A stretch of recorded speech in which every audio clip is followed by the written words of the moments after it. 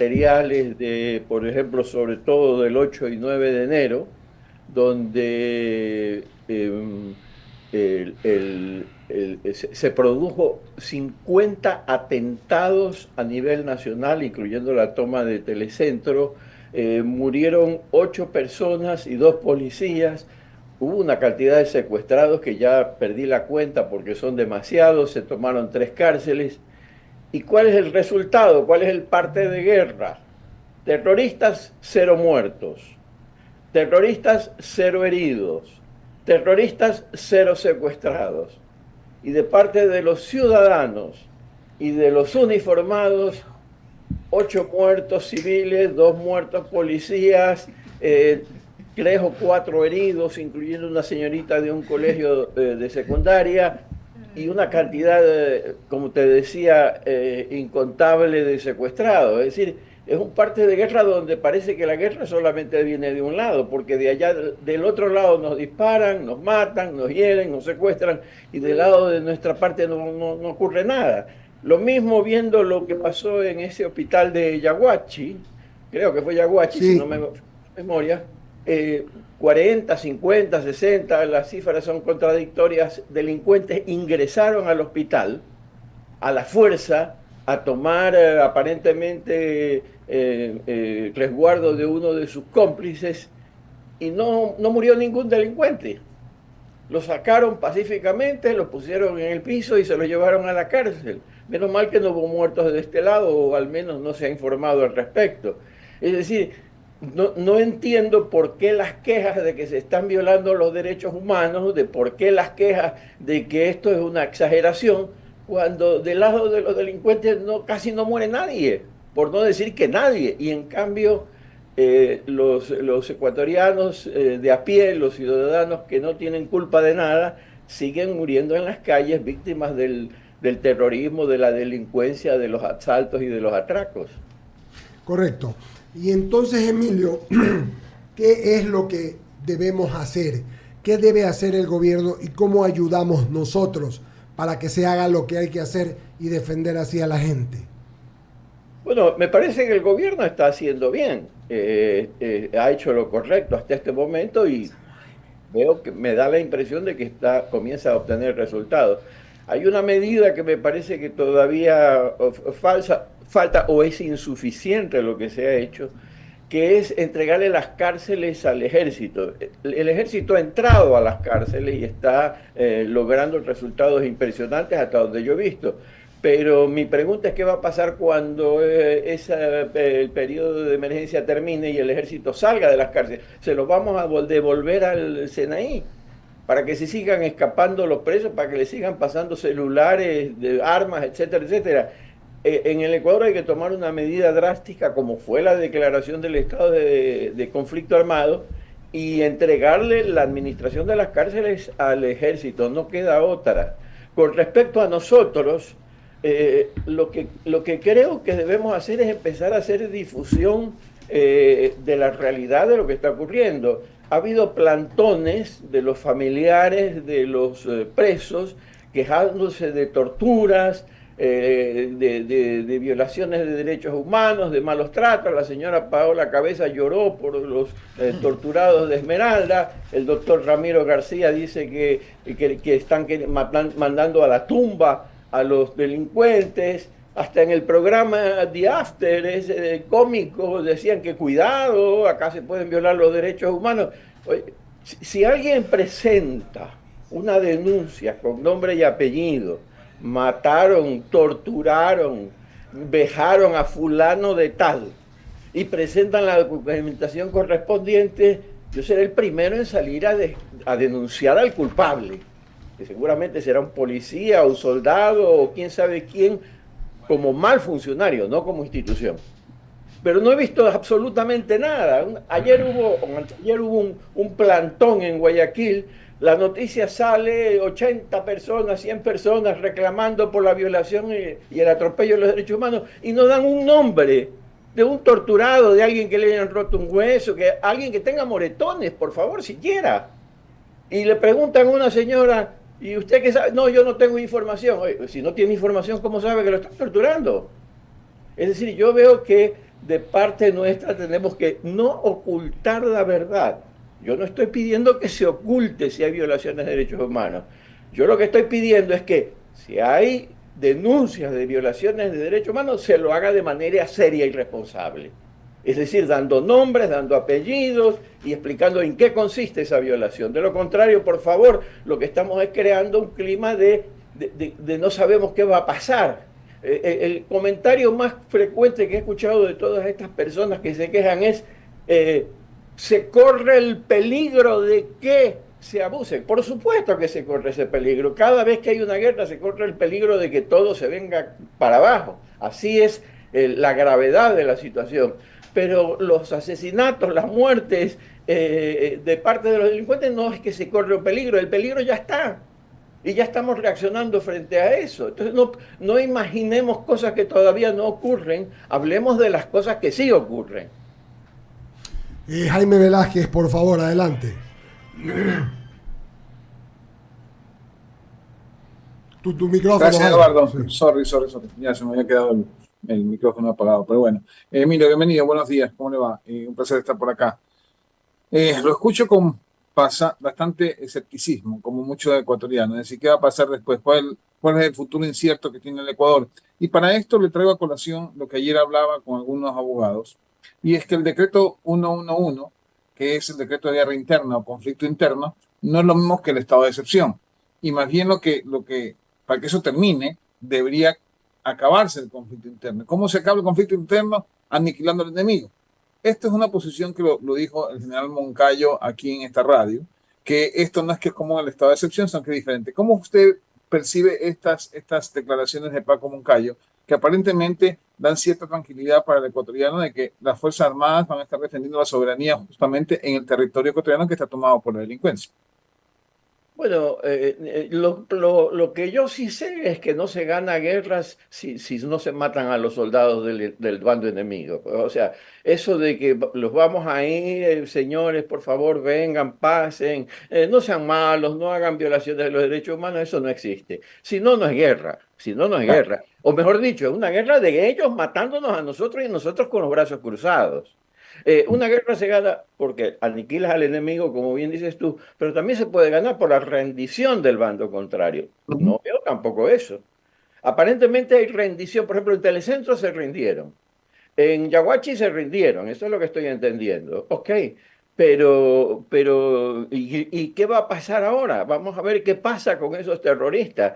Mucho me temo, o tengo la duda, o espero a ver si va a haber sanciones enérgicas, porque de lo contrario, lo que ya está ocurriendo, según me han indicado algunas fuentes, es que los terroristas empiezan a decir, ¿sabes qué? Pero no matan. ¿Sabes qué? Pero no disparan o disparan al aire. Entonces no te preocupes te vas salió un sicario a decir, mándeme a la cárcel, mándame a matar a mí, que me importa, porque sabe que no lo van a matar. Eso es lo que está ocurriendo. ¿Y la solución cuál sería según su criterio, mi querido Emilio? Bueno, yo no soy militar para estar allí. Yo no estoy militar para dar una solución, pero quisiera es una explicación. ¿Qué clase de guerra es esta donde nos matan a nosotros y nosotros no matamos a nadie? El doctor Ramiro García, que es un hombre muy inteligente, hay que escucharlo con mucha atención y si uno va a discutir con él hay que tomar seriamente sus argumentos y eso es lo que trato de hacer yo. Pero él decía, ¿qué van a hacer con los delincuentes? ¿Los van a sacar de la delincuencia o los van a mandar a un ataúd?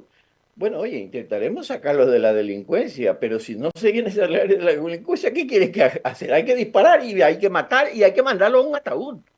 Así son las guerras, por favor. Es decir, estamos hablando, nos hemos olvidado de lo que significa un conflicto armado. Totalmente de acuerdo con usted, eso sí es verdad. O sea, hay demasiados derechos para los delincuentes y los terroristas, menos para los ciudadanos. Eso es lo que al menos muchos ecuatorianos sienten y tienen ese temor, mi querido amigo. Le voy a dar paso a la gente en cabina que están con más preguntas para usted. Adelante, cabina. Ramiro, por favor. Emilio, solo una pregunta del estribo. Qué gusto saludarte.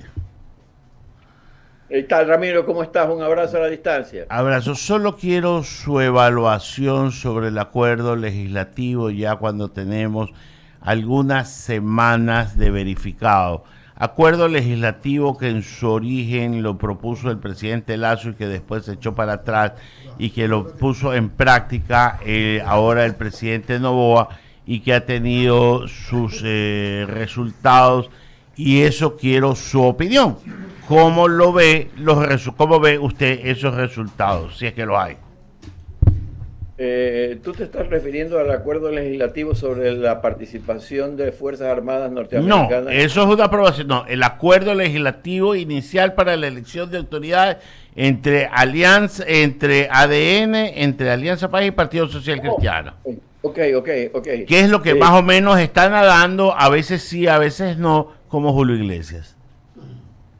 Bueno, mira, yo creo que se le dio una dimensión a ese acuerdo que no la tiene para nada. Eso fue un acuerdo puntual para elegir a las elecciones, para elegir a las autoridades de la Asamblea Nacional. Ese acuerdo no es que Noboa decidió hacerlo o no decidió hacerlo, es que tenía que hacerlo con alguien. Porque si tú no tienes un acuerdo con varias fuerzas, no puedes elegir al presidente de la Asamblea Nacional. Y si no eliges el presidente de la Asamblea Nacional, el que comienza a ser el legislador del Ecuador es la Corte Constitucional, cuyos resultados ya los conocemos. Boicotear y boicotear cualquier cosa que se quiera hacer. Pero ese mismo criterio no fue el que esgrimieron periodistas ni opinión pública cuando Lasso lo quiso hacer y después se echó para atrás y dijo, no, ¿cómo me voy a juntar con esta gente? En un momento la gente fue buena y en otro fue mala. O sea, esa es la parte que yo no entiendo cuando los criterios cambian ya después de visto los resultados. Bueno, a ver, primero que nada, yo nunca descarté la posibilidad de que Lasso haga un tipo de acuerdo parecido.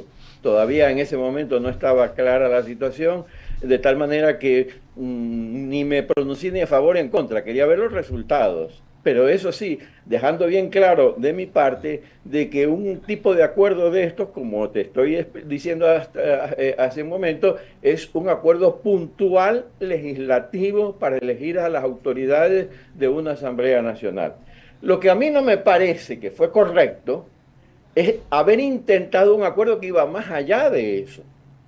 Porque lo que luego nos explicaron es que lo que había propuesto Jaime Nebot no era un acuerdo para elegir las autoridades de la Asamblea. Era un acuerdo que iba mucho más allá para sostener la gobernabilidad. Y ahí es cuando Lasso se tira para atrás, cosa que a mí me pareció correcto. A lo mejor la peor crítica que le puedes hacer a Lasso es no haberse dado cuenta, sino hasta última hora, de que lo estaban metiendo en un hueco y se sale de ese tipo de proyecto. Y logra otra mayoría. De tal manera que no necesitó de esa mayoría que le estaban proponiendo, porque se pudo haber dado. Y en este caso, en la Asamblea Nacional actual, pudo haber habido otra mayoría. No me dan los números por ninguna parte, porque la veo que construye, está en una actitud, no sé si llamarla de oposición, pero de ponerse del otro lado de la vereda con respecto al gobierno. Pachacuti, por supuesto, está totalmente en contra. Los grupos independientes no se sabe para dónde quieren agarrar, y eso estaba, y sobre todo de esa manera neutralizaba al Partido Social Cristiano, que en todo el periodo anterior se alió al correísmo para tumbar al presidente.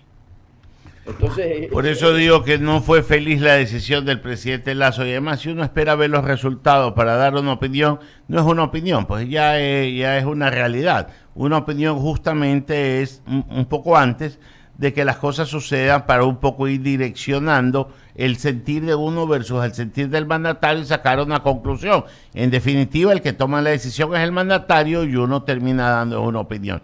Eso era un punto de vista, Emilio, que quería conocerlo de ti. Ramiro, déjame decirte una cosa. Opinar sobre el futuro está muy bien, ¿ah? Que es lo que tú me estás pidiendo. Pero también se puede opinar sobre el pasado. También se puede opinar sobre alternativas y sobre probabilidades. Y también se puede opinar sobre caminos diferentes que se pueden tomar. Correcto. Todas las opiniones son opiniones, mi querido Ramiro. Pero la opinión que yo le pedía era justamente previa, no ex post, porque si no ya podemos llegar a cualquier conclusión. Pero ¿cómo te puedo dar una opinión previa si estamos post, Ramiro? No, yo le decía la evaluación del pacto, y cuando le comparé los dos escenarios que eran con dos actores iguales y que un presidente la tomó y que otro no la tomó. Ramiro, creo que te contesté, te dije claramente que este fue un acuerdo para hacer una elección de las autoridades de la Asamblea y aquel era otra cosa. Era un pacto para lograr una gobernabilidad, cosa que no se nos dijo desde el principio. Y por eso no estaba claro, a eso me refería. Okay. Luego, el Lazo se tira para atrás cuando se da cuenta de que es otra cosa y nos informa él mismo que era otra cosa. Y Correa luego nos dice que era otra cosa. Y entonces ahí dijimos, no, pues hizo bien en romper. Bueno, punto de vista. Emilio, agradecerte, siempre un gusto compartir, aunque algunas veces no estemos de acuerdo, pero ese es lo bonito. Creo que casi siempre, no es a veces, es casi siempre. Sí, pero esa es lo bonito de poder entrevistar y poder discutir con altura, que es lo que yo rescato de este programa. Que tengas un buen día, Emilio. Lo mismo. Ha sido Emilio Palacio en los micrófonos de I99. Antes de irnos al corte, darle la bienvenida a nuestra compañera Luisa Delgadillo. Hola Ramiro, Javier, Daniel y a nuestros respetables oyentes. Bien, gracias, un gusto saludarlos. Buenos días con todos. Muy bien, sí, 9:14. ¿Qué le pasa? Mande usted al corte cuando quiere que vaya a la